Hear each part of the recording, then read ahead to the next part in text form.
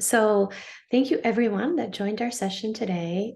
We are from Digital Green, Archana and we are presenting Leaping Gender Gaps. And particularly we will share with you our story of how we're building an AI chatbot, what we are learning, and how particularly we're designing it to close gender gaps. If you can go into the next slide, Archana. So my name is Yona Pishti. As I mentioned, I am in Washington, D.C. I've been with Digital Green for about 7 months now, and I lead global gender programs. And then over to you, Archana. Hello, everyone. I'm Archana Karanam. I'm leading global product operations based out of Pittsburgh, Pennsylvania. So today, me and Yona, we both will be taking you all through a small journey, just to make sure that my screen and my video don't fight for the bandwidth. I'll be just like stopping my video until I present, and then I'll again come back on the video. Yeah. But please feel free to post your questions on chat. Yuna will be having a look at that while I'm presenting, and I'll do that while she's presenting. And as I said, we'll be taking you through our journey, and in between, we'll also show you the live demo of what we are talking about. And then, yes, we'll have the Q&A discussions at the end, but just feel free to keep texting, put all your questions, all suggestions, discussions, all that on the chat. Yeah, now, yes, we are ready to go. Okay, hello everyone.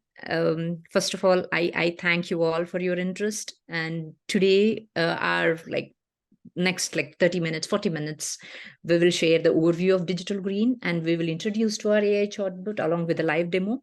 And then Yuna will take us through the women-centric design elements, and then early findings and the results what we had, and followed by Q&A. Now, okay, so let me take you on a little journey. And as you all know, in many developing countries, small holding land farmers face a leap of challenges. They lack the guidance they need to make their crops flourish, especially when it comes to dealing with the pests and diseases, weather, input information. And on top of it, many of them can't read or use those fancy digital tools, making their lives even tougher. Now, here is the kicker.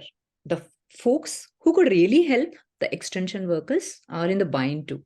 They have to travel long distances, we all know, to reach a number of farmers, millions of farmers all around. And their training can be pretty costly, as we all know, right? All the training and visit system, what we have been having it from ages in the departments. Because of all these challenges, only a tiny fraction of the farmers, say around 2 to 5%, get the support they need. But guess what? The field level workers, we call them FLWs, we call them extension agents, resource persons. They are our heroes in the story. They are the teachers, they are the motivators and the friends, everything all in one package. They build the trust with the farmers they work with, and that's essential. But again, there is a catch that we all know that they don't get paid well. They don't have the resources they need to do their jobs right. And they get swamped during the busy seasons, reaching a number of targets, reaching more number of farmers. What's more, they usually do this top-down thing, like what has been told by their officers, told by the agencies with whom they work, just giving out that info without really knowing what farmers need. And that's why so many farmers don't follow the advice they get. They feel it's not related to them. They don't see that specific match or the situation, and don't have the prior knowledge of what the extension agents are talking about or what they want to do. And this leads to the the lower adoption levels of the farmers, lower farm productivity and income, etc., etc. And you believe what? In India, there's just one extension agent who has a target of reaching close to 1,000, more than even close to 2,000 farmers. That's a massive job to handle, right? There are about 200,000 extension workers. I'm just giving these numbers from India, because we've done a lot of work over there for the last decade. So these 200,000 extension workers trying to reach around 141 million hectares of farmland. This is solving a giant puzzle, right?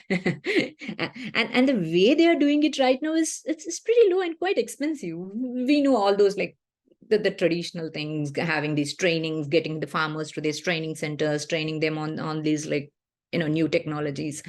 So in fact, it costs about like the studies is we've done like multiple studies, and there are many other like agencies who also have done this studies on the extension, the cost effectiveness of the extension. So it's somewhere around like $35 being spent for each farmer to adopt one new practice. That's a lot of money, especially like, if it has to be spent on so many millions of farmers. So that's a lot. On top of that, there are some like pretty big gaps in how they are doing things. It's like we are trying to fill a bucket with lots of holes in it, right? So, and yes, I mean, I'm not I'm not stopping there. This way, and we all know, like, I mean, we've been like Digital Green has been doing this demand-driven advisory for like almost for a decade, more than a decade from now, and it's like flipping the script, right? So instead of just pushing the information to the farmers, we listen to what they need and what they want. This makes the advisory more useful and trusted, especially for women. I'll talk about women, and we'll talk about more about the women-centric design a little later in the presentation, who we know often get like overlooked. When extension services become more accountable to the farmers, they become more effective. And that's where our journey begins. Digital Green. So this is where Digital Green steps into the picture. Way back in 2007, emerged out as a result of research in Microsoft, and have come up with this pretty smart digital solution. We call it as video-based extension, producing farmer-friendly videos. Most of you, or few of you here, must have heard about the video-based. We call this, everyone all around in the domain call that as our USP. Producing farmer-friendly videos to make public extension services a whole lot better. After more than a decade experience and knowledge up our sleeves, we got over 7,000 of these videos, not just in one language. They are in 40 different ones. And guess what? We already shared this treasure of knowledge with over 4.5 million farmers, not just in India, even in Ethiopia. And we've also started working in Kenya for the last couple of years. And here is the best part. Our approach has made a real impact. We managed to cut the cost per adoption from $35 to $3.5. So it's like finding a super discount. Plus, we boosted the farmer incomes by like 24% compared to the old school extension methods. But so there's again like a catch here. We often like this section of the community, the women are always being like overlooked. There's a big gap between the men and women in the farming. The men usually make the big decisions while the women do most of the tough manual labor. And guess what? Most of the extension advisors are men. This makes it even harder for women to get the help they need, because the advisors usually focus on the male farmers and the cash crops. And many of this, like, you see there's many of these research projects, like, they've also seen most of these livestock projects also found that extension had the high impact, especially in closing these gender gaps. And yes, so here is so we're not stopping with the video-based extension. And while we talked about women, so this is again a new twist in the story. So we are thinking about how we can really make a difference, how we can strategically make public extension more relevant, efficient, and cost-effective. We want to make sure that they're not only inclusive and responsive to the unique needs of farmers, including women farmers, but also work faster, effectively bridging the gap between the research and the agricultural practices of all farmers, including women. Yeah. So having said this, our core mission has always been putting the underserved farmers front and center. We're all about giving them the tools and the knowledges to take the control of their farming destiny, thanks to technology. So as the technology keeps evolving, so do we. So we have seen the huge potential of government extension project. And guess what? We are introducing something like pretty amazing. And I've seen someone in the chat already mentioning their interest, their work in the past on the chatbots, and they would be interested to know more about the AI based chatbots. So here is where we are. So an intelligent AI chatbot, it's like a friendly companion right in your pocket, available on the platforms like WhatsApp and Telegram, making it super easy for both extension agents and farmers to get the information they need. It's all about simplifying the farming journey and boosting the productivity. So what you see on the screen is it's just the glimpse of the chatbot. So what I would like to do now is take you through the live demo of this bot. So just allow me to share my screen. So what I just let me know if you're able to see my screen, the Telegram screen. Yes, Archana, we can see it. Great, thank you. Sorry. So, please ignore the sidebar. I know it's distracting. I tried to take it off, but I couldn't. Sorry for that. So what you see, the left-hand side where I'm showing my cursor is the chatbot. So I've just directly jumped onto the tab, but usually, as you all know, that through the link or through QR code, you get onto this Telegram or like WhatsApp based bot. So we are using Telegram because of whatever the good features it has. So now this is how as a new user, while you get on here, it may be slightly different. It will ask your phone, share your phone number, because I have already tried this a little. So it's something a little different for me. So here is where I can start interacting with the bot as an extension agent, as a lead farmer, and start asking all these questions related to my farming. So let me just quickly show you some features of this, and then we will get to the question parts, like basically asking queries to the bot. So if you click on this blue button on the next, you see that like there's an option where you can select the language, and basically you can just start and then the bot gives some instructions. So you can ask, like currently if you see bot says that you can ask the questions on coffee, dairy, and potato. This particular bot which I'm showing, as I said, we have these bots up and running in like India, Ethiopia, and in Kenya. So the one which I'm showing right now is the Kenya bot, and we've started with 3 value chains. We started like it's been like running functional for last like 3 months, like 2+ months. So now if I have to like select the crop, then yeah, so here you see this coffee, this dairy, and this potato. So I know most of our like all-time favorite is always like coffee with the one with which you start the day. So I'm selecting coffee here. So usually whenever we talk about any crop, the first thing which comes to our mind is like, what are the best varieties in the coffee, right? So we always want to have the best ones. So best varieties in coffee. So what are the best varieties in the coffee? So I can ask my question either text, or there's also a audio option where I can also ask the question through through the audio input. So yeah, just waiting for the bot to respond. Yep. So it comes back, but while I ask my question in the form of the text, and I asked the question in English, so the bot has answered back in English. If I'm asking in any language, local language, say Swahili in Kenya, or any other regional language in the respective country, so the bot supports the respective regional languages of that country and then gives back the response in that respective language. And as you see now here, for all your benefit, I've just asked in English, and then I got the response back in English. And if you could see, there's also there's a text response, and there's also audio response.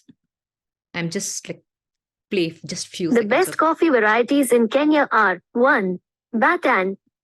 Yeah, I mean, so there's like multimodal kind of an input and a response, and you see there's an option, like suppose if I'm satisfied or if I'm not satisfied. So that's all just thumbs up, thumbs down. Let me see what happens if I just say I'm not satisfied with this answer. Okay. And then there is an option wherein you can share your feedback. You can click on this form and then share, like, you could rate this, or you say no, it's correct, or it's an incomplete, and then provide specific details. And if there are any supporting images or audio which you would like to share as a feedback to improve the bot, so we could also do that. So yeah, and then after you fill in all that, and then you can just say submit.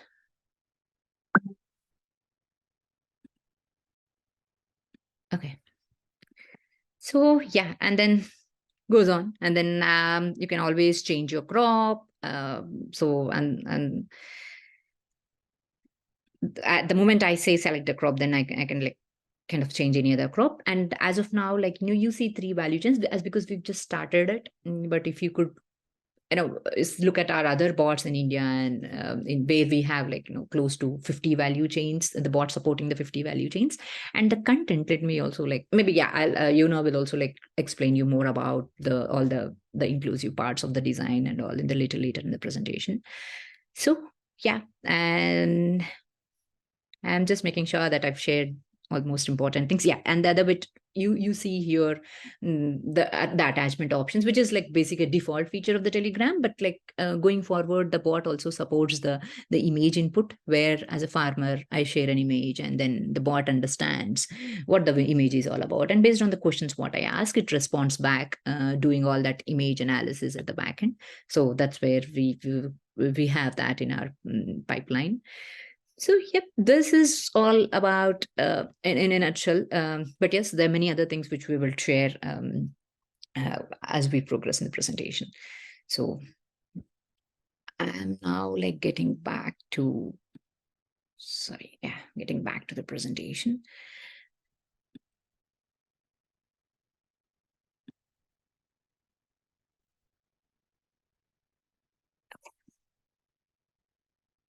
Yes, over to you, Yuna.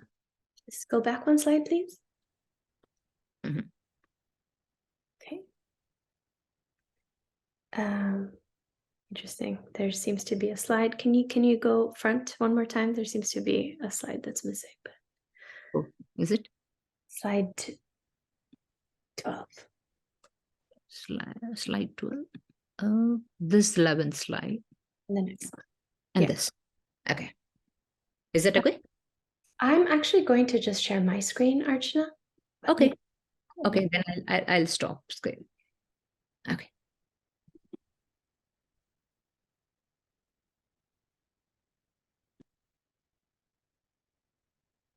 Wonder, Bree, if I can, why I'm not able to share my screen. Ah, got it. Perfect. Just give me 1 second, everyone.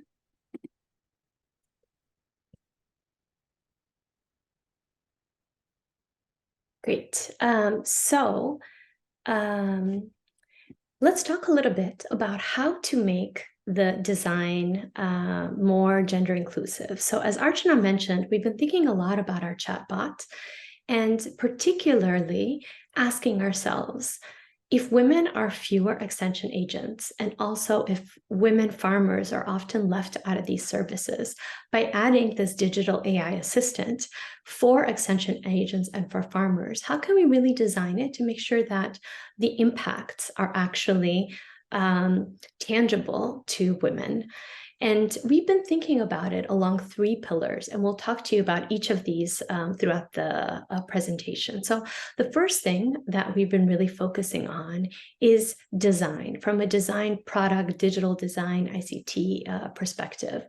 How can we really include women, both extension agents and farmers, and the particular needs, motivations, aspirations, but also barriers, whether they're socioeconomic barriers, cultural barriers, biological, or even environmental factors that affect how they access and use technology. How can we really understand those and then also embed those in the design of the product? The second thing that we've been really careful to embed into our overall process is inclusive impact. This doesn't mean because we designed for women that they will immediately benefit from it. So we've created a holistic monitoring and evaluation and tracking system that is helping us look that our extension agents that are women farmers that are then getting the advice from the extension agents. Are they actually benefiting from the advice, and are they able to use it, but also have that equitable impact in terms of increase in knowledge, and then also more downstream effects, such as being able to apply the practices and increase their income and their yields. And then finally, we're also thinking about the transformation potential. Even though this is a chatbot in a really complex public extension system, can this chatbot in itself really build the benefits to change and make the whole public extension systems more equitable, so it better serves women themselves? So by this, we really realized that when we design products, one size fits all actually often can mean that one size can fit men. Men often are a lot more visible in these systems. They tend to be kind of the default people that you can test with. And they have more resources and access to smartphones. So how can we think about really this inclusive approach that shifts and really creates women not as marginal use cases of this AI technology, but as really central to the success and as really important users of the chatbot. And so we'll walk you a little bit through how we've been doing that. So the first thing out of the 3 pillars is inclusive design. So how we ever really thought about incorporating women's needs in this design process. So I'll walk you through a couple of things. The first thing we realized was that women might have less trust and less knowledge and awareness of different types of apps, and having them bring in a new app to use could be challenging, and you might need to bring in a lot more training. So what we decided was to build the AI chatbot on channels that extension agents and also women are already familiar with. So the demo that you saw Archana lead us through actually uses Telegram. We've also done WhatsApp and also including SMS. So this means that whatever app is already available and downloaded on your phone is one that you can use to actually bring in the chatbot. So that means that you don't have to learn a whole new app and a new technology. It's already familiar and accessible to you. So this was one of the first things that we wanted to do. The second one, we realized that extension agents, due to their backgrounds, are often more comfortable speaking in local dialects and local language. And because of new advances with LLM, generative AI, and integrations with language translation, we have currently deployed the bot in 5 different languages. So then the users on the other end can actually ask questions in the language that they're most comfortable with, and also English if they wish. So you saw a Swahili use case in Kenya, but we've also done Amharic in Ethiopia, as well as a few local languages in India. The other thing that we've been really intentional about is how do the extension workers interact with the bot, and how can you make it easy for them to be able to interact with it? Initially, we saw that if you try to actually text, people are not that comfortable texting. Usually there's spelling mistakes. It takes a long time. So from texting, we really expanded to multimodal interaction. What this means is that you can record voice notes and the bot will understand them.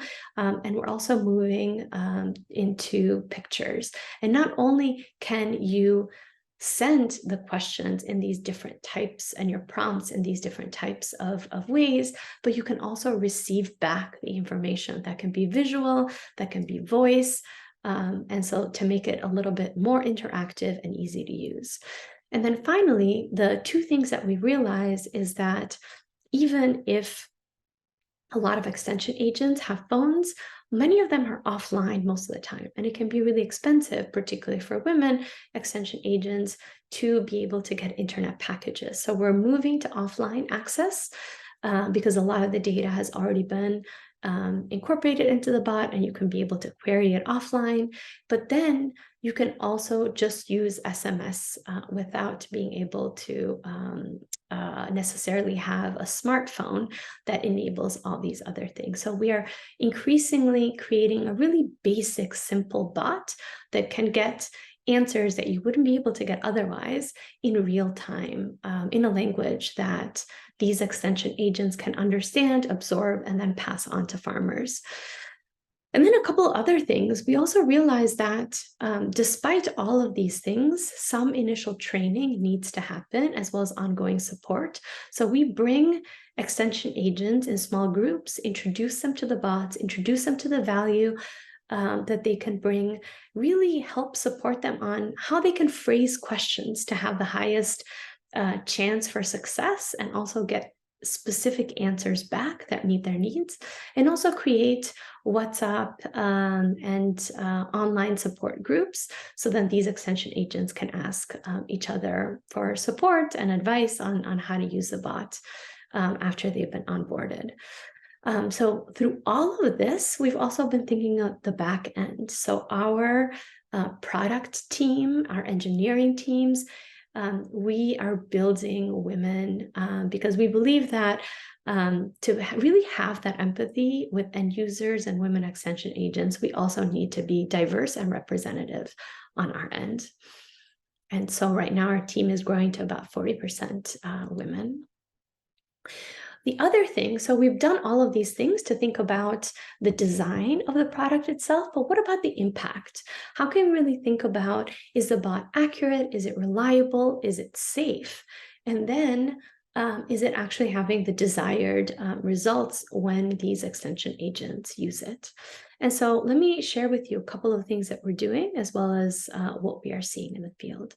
So the first thing is that we realize with complex technology, such as AI and chatbots, we also need to create some guardrails around it. Sharing agricultural information around what to plant, how to mitigate big challenges like pests or climate change in the field is not as simple as, for example, getting recommendations for a movie to watch. So for that, we have to be quite careful that the information that we give is accurate. So the first thing, and this is something that Archana mentioned, is that we're really building this not on information on the whole internet, but on local agronomic data sets. So these are call logs. These are best practices and package of practices from research institutes and governments and agricultural manuals. So we're compiling them, increasingly thinking about whether they include roles and crops and value chains that are also important to women, and building this knowledge corpus that is inclusive and that it's very local and specialized. So for example, our Kenya bot is built on local knowledge of research and agronomic research and development and best practices in Kenya rather than coffee as it would be in other localities. The other thing that we've done is that we really placed extension agents at the center of utilizing this tool. Having farmers use it could be challenging, whereas extension agents, these frontline workers, they're trained periodically to be able to vet and to give out these agronomic advice. So they are that one layer of safety because they can take a look and they can provide us immediate feedback and also choose not to share the information if it is inaccurate, incomplete, or for example, the bot experiences a hallucination. So having them as a key node is really critical in ensuring that the impact is positive overall. The other thing that we're doing is really having human in the loop. We are not just giving this bot out, but we are building a work stream where internal Digital Green staff members as well as experts are taking a look at the prompts and seeing, how the questions look that the farmers that the extension agents are asking, and also the responses that match these prompts. So are these responses accurate? Are they relevant? Are they tied to actual real resources on the back end? And then are they complete as well? And by doing this scoring and retraining the bot, we're actually able to increasingly improve the accuracy of the content. And then finally, you got to see this real time, is that there's a thumbs up, thumbs down, real-time feedback, including with an opportunity for extension agents to tell us that maybe the fertilizer that we're recommending is not in the local market. So even though it's a great recommendation, they can't actually apply it. So we're collecting real-time data on what's working and what's not as part of the bot. The other thing that we're doing is in-app monitoring and analytics. So in the real time, we know who's answering questions, how many questions are answering per day, whether it's a woman extension agent, a man extension agent, whether they're receiving accurate responses, and we're building dashboards to be able to monitor these analytics in real time. And if we see challenges that are rising, we can check in on them. But basically, we're assessing active usage and also retention of extension agents that are using the bot. And finally, this is not all in app, but we're also diving deep and speaking to the extension agents that are using and trying to see, what is their user experience? What do they like about it? What they don't like about it? What they recommend it to others? How is it helping them do their job? How is it helping them and changing interactions with farmers? And is it really making a difference or not? And then iterating our product in real time. So where are we in terms of some of the results and some of this data that we've been collecting? So early pilots show that women extension agents are in fact emerging as power users of the bot. So actually just today is a big milestone for our team. We reached 10,000 messages that have been sent on this bot just in India and Kenya, which are the 2 locations where we've deployed it. And 50% of these chatbot users are women. And we've been really intentional in piloting and training women extension agents through partners in these 2 locations to make sure that they're actually overrepresented in our pilot tests. Whereas, as Archana mentioned, women extension agents to be a small percentage in our current initial usage of the bot, we're really onboarding them as a key user. And what we're finding out is that these women extension agents are actually sending up to 2 times more messages than men. So they're really utilizing it and utilizing it often. And they are also using it more days on average than men extension agents. So clearly, it's really adding a lot of value to them. And we're exploring what that looks like. And then also when we've looked at the thumbs up and thumbs down ratings, we found out that of the responses received, 81% of women give it a thumbs up and compared to 74% of the men. And that's been quite exciting for us to see. Now, I actually want to show you some questions that some women have been asking in the Kenya chatbot to show the potential of how women extension agents may be asking some really powerful questions that can really unlock gender equity in these extension systems. As we know, a lot of extension advisory tends to come top down. Extension agents are told the information that they need to pass on to farmers. But right now, they actually have an opportunity to get questions directly from farmers that are relevant to them, including women farmers, and also ask questions to the chatbot directly about what matters to them now. And so what we're starting to see is that women are asking slightly different questions than men, and they're asking kind of insightful things. So one of the exciting areas is that we often think that we need to prompt farmers and extension agents to talk about climate change, but what we're finding is that a lot of the questions that are coming are about what to do as they witness real-time climate change effects. So for example, this question is around seeing coffee flower out of season. So what should be done and why is this happening? So trying to understand these effects and trying to prepare for climate change seems to be one of the things that's really demand driven from the questions that these extension agents are asking. The other thing that's really interesting is that we know that women might have fewer resources and inputs, less machinery, less money, And we are seeing that in these questions, extension agents want to figure out how to get around these resource, this lack of resources. So for example, here, if you don't have a microscope, then how can you actually check if the bull that you want to use to impregnate the cows, that the semen is alive for that process to happen? So without a microscope, what are some other ways in which you can do it? And this is really powerful. It can help us incorporate some indigenous traditional knowledge, and can also help researchers think about how to meet these needs in various ways. Another thing that we're thinking, and this is one question that a woman asked, was around norms and equity. So how to bring more social inclusion in the coffee value chain. So women extension agents are looking at the roles of women farmers and are thinking about what can be done to actually shift and really empower women in these value chains. So that's really promising. Can we incorporate more information in the bot that speaks to shifting norms, equity, and really bringing the agency for women farmers further at the core of how we work with them. And then finally, we also see a lot of interest, not just about taking in this agricultural advice, but also interacting with markets.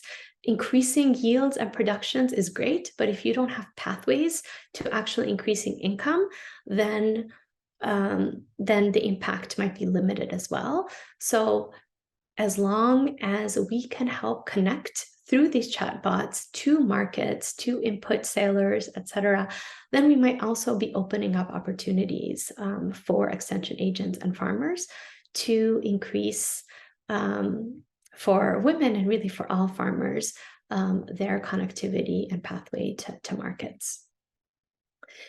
And then we're also seeing some really interesting shifts in how the women extension agents are feeling after they use this chatbot.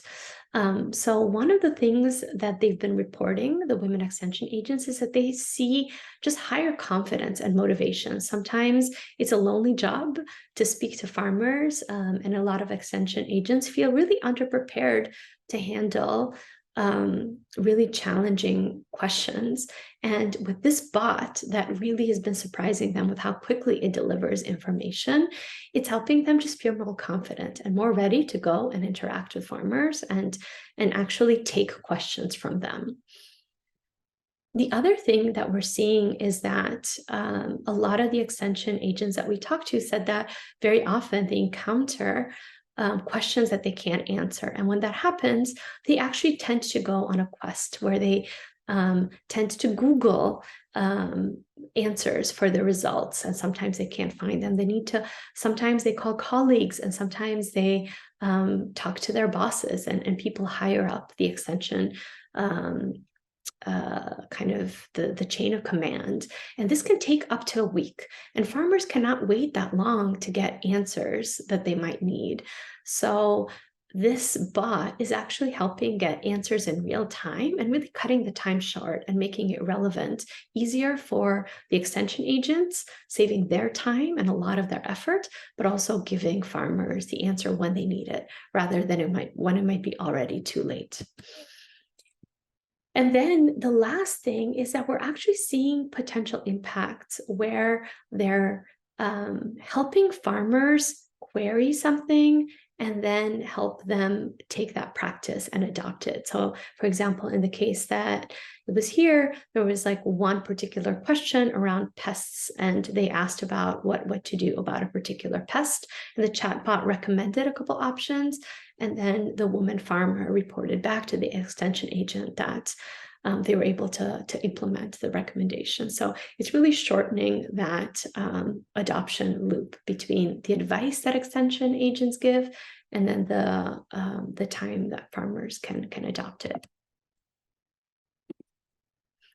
But we're still early in our journey, and the North Star is always farmer impact. So in the next 6 months, we're really going to start looking at the questions around how does this chatbot actually start increasing farmer productivity and income? Does it improve farmer empowerment and agency, not just help female extension workers do their job better? And then what does it actually do in terms of livelihoods and building resilience? And so these farmer level impact is the next level of research and monitoring and evaluation that we're doing on the bot. And finally, about the third pillar of our work, we're really thinking about transformational potential. We really want to build these inclusive systems and scale. This is not about one chatbot that sits in the hands of extension workers and just provides information. That is a really great start. But we really think that there's at least 3 potential really exciting use cases around our chatbot that we're building in. The first is, for the very first time ever, we're collecting massive data sets around questions that are coming from farmers through extension agents about what they really want to know.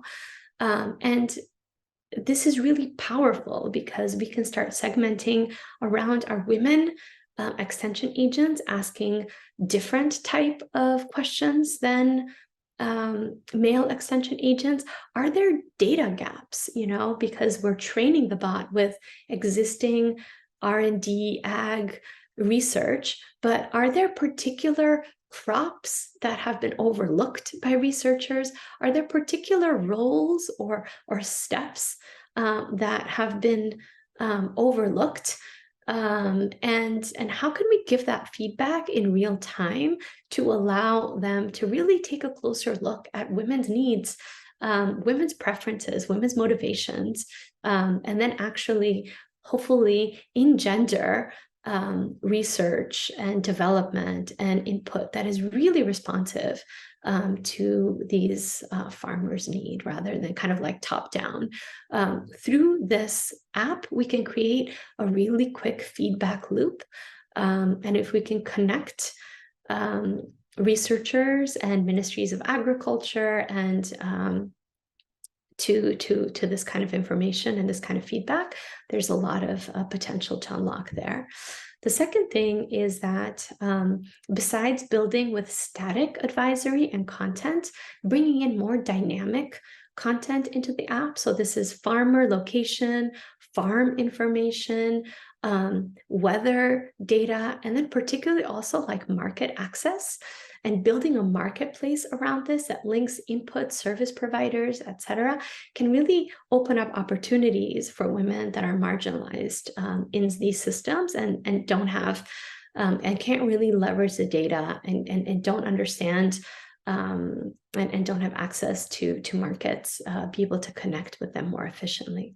And then finally, the third thing that we're really excited about is that we're not doing this off on our own, but we're working really closely with ministries of agriculture. And we want to transfer the ownership of these chatbots to these ministries to really ensure long-term scale, sustainability, and longevity of the apps, and also making them really localized.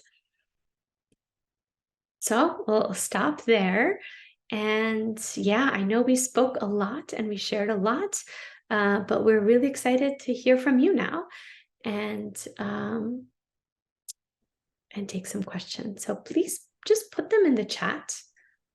Yeah, there was a question around the language models, what languages the bot supports, and of course there are many other like local dialects languages.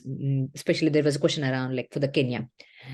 So I responded back. Thanks, Eric. Thanks for the questions. Most important, yes, we do agree. Like at present we are using the Google Translate, and then but yes, there are like still gaps, and what we are also like trying to do is build the ASR models to make the user experience much better. And I'm sorry, I'm not aware of this part of Riru, which you mentioned in the question, but currently the bot supports 3 languages in Kenya: English, Swahili, and Geiku. So I mean, I can check on this part whether like what language is there in this part of Kenya, the Riru part. Yeah, but thanks for that question. I hope I answered your question right. Yeah. And I'll add on to that. And that's, I also mentioned kind of like this human in the loop process. We're also starting to check, right? Like, are the questions being translated right? I know that, for example, with some of the challenges with languages that aren't used, like they have smaller populations that use them. Sometimes these bots can make up words and things like that. So these are the things that we are continuing to check. And we also want to use our extension agents to flag where these challenges emerge. But the thing that's exciting is that like this AI technology, with the large language models, with translation, it's progressing really rapidly and learning really quickly. So we hope that, this is like a trend that's continuing in the right direction. Okay. So this is a question on, could you share more on some in-app data, active user percentage, users accessing via app versus SMS, timeline and resource needed for developing the chatbot for one crop in one new country? Okay. So I'll start with the timeline, then I'll come up to the other points. So in terms of timeline, once the partner, like whoever is wanted to implement this bot in so and so country, if the partner is ready with the content, it's not much of time. In fact, because we have all that the groundwork done, all that coding, whatever, like we are using Telegram in most of our countries because looking at its potential and all that cost effectiveness. So timeline, to be very frank with you, like, I don't think it's really kind of, takes much time if the content is ready. So major challenge what we see as of now is getting all that content bits together, because whatever the content what you see on the bot is not, we are not getting it from the internet, from the IoT part of things. So it's more verified, the local knowledge base, which the partner would like to kind of show it as a knowledge base rather than pulling it from unverified sources, right? So that's on the timeline. And on the in-app data, yes, we do have a dashboard which gives us all these details on user engagement, the retention, how many users. As of now, the process what we are following in terms of onboarding is we are like, as Yona mentioned, like human in loop, the support groups. So because in Kenya, we are like close to 800 users.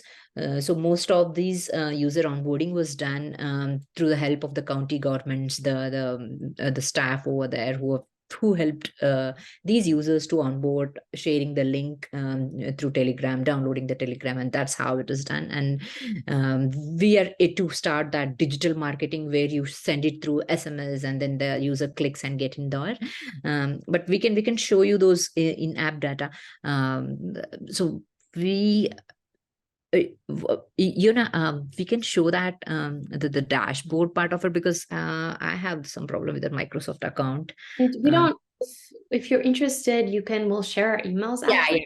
And do like a demo. Please drop your email so we can share the link to it later.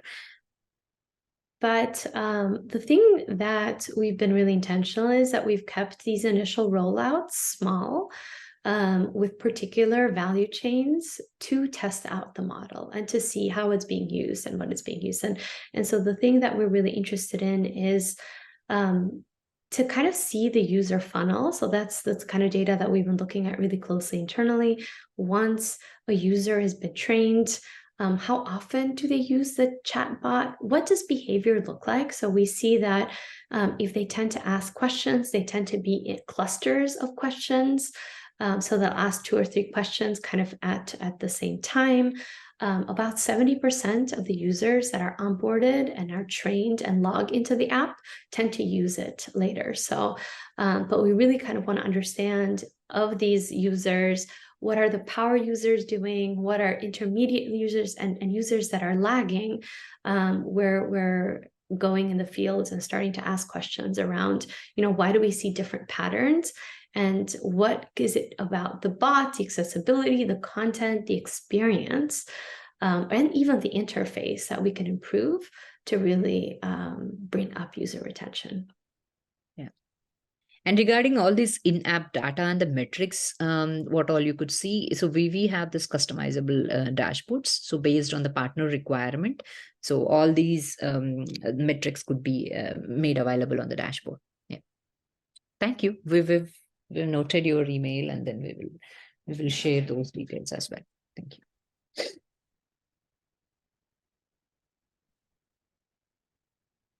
And I also see, please feel free to maybe add one more question. I do see a question in the front around whether we've integrated the chatbot to Messenger platform as well. No, we haven't integrated that. Let me, could you please read out the question? I don't know, like, where is that? It's on the previous chat. That says, have you integrated this chatbot to Messenger platform as well? We haven't tried that. We tried only Telegram and WhatsApp so far. And again, like, we are primarily advocating more of Telegram, considering its future features and the cost in comparison to WhatsApp. But we haven't tried the Messenger one. That's an interesting question. Thank you. And yeah, so a couple of last things for you. So one is we'd love for you to explore, play around, and really take a look at our chatbot. So you can scan here and you can start and download it, or you can go to farmerchat.digitalgreen.org and find a link to the Kenya chatbot there. And also here's the emails for Archana and I. If you you want to learn more about the bot, if there's opportunities to collaborate or partner, we would be excited to speak with you. As Archana mentioned, we do tend to operate in 3 main countries, Kenya, Ethiopia, and India, but we are currently in conversations with partners in additional countries as well, because the idea is that this bot can be replicated and deployed in multiple contexts if the situation is right. So that's really, this is really great, Kira, insight, right? It's like, what are those channels? And then with Facebook and Messenger. So we'll take a look at that as well. It's not something that I think we've really intentionally thought about before, but yeah, of course, Facebook has such big usage. So we will think about it and talk to our product team. Yeah. Feel free to scan the QR code and just play around the bot. Like you'll get real touch and feel of how it works, and share your feedback as well. As Yuna said, we are like working on it. We still want to improve based on all the user experience feedback what we get all over. Yeah. And there's also a link to our website, farmerchat.digitalgreen. So you get more details and much more information related to all the bot work, what we are doing all around India, Ethiopia, and Kenya. Yeah. Thanks for the reminder. Yeah, we're done from our end. Yeah. But happy to hear if there's any interesting, because this is just the start. We'll be having many more features onto this bot. As you see right now, it's only the advisory content retrieval, and going forward, we have really many features coming onto the bot, like the task management, the performance management, and the profile management, the farmer profile, the extension agent profiles. So all be coming on there. So feel free to get in touch with us for more details. We would be happy to share much more details on the roadmap, on where we are, and in terms of like, and we would also love to know your interest across the geographies where you would like to like explore this, or you like to know more details of the existing work, what we are doing in Kenya, India, and Ethiopia. We'd be happy to share all those. Yep. Thanks. And enjoy the rest of the conference. Yeah, thanks you so much. Thanks, Abby and team.